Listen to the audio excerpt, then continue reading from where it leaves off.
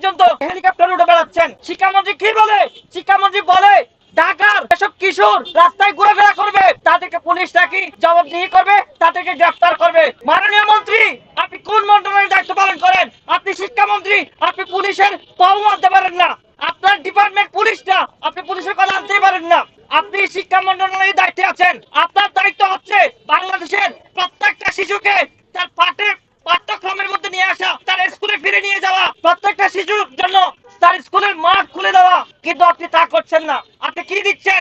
আপনি আপনি এখনো পর্যন্ত হেলিকপ্টার উড়ে বেড়াচ্ছেন। আপনি এখনো পর্যন্ত সে 2001 থেকে 2006 সালে পড়ে আছেন। দেখেন, অনেক বছর পেরিয়ে গেছে, দীর্ঘ 20 বছর পার হয়েছে। 2024 সালের আগে 2022 সালে, 2023 সালে, 2018 সাল থেকে 24 সাল পর্যন্ত আমরা রাজপথে লড়াই করেছি পুলিশের বিরুদ্ধে দিনের পর দিন। কিন্তু 2024 সালে এই তরুণরা, কলেজের শিক্ষার্থীরা, বিশ্ববিদ্যালয়ের শিক্ষার্থীরা তাদেরকে দেখিয়েছে কি করেছে। আপনারা দেখেছেন সারা বাংলাদেশে পুলিশের উপর কি করেছে, সেটা 2024 সালে আমরা দেখতে পেয়েছি। কিন্তু এই মন্ত্রী, এই সরকার ওখান থেকে শিক্ষা নেয় নাই।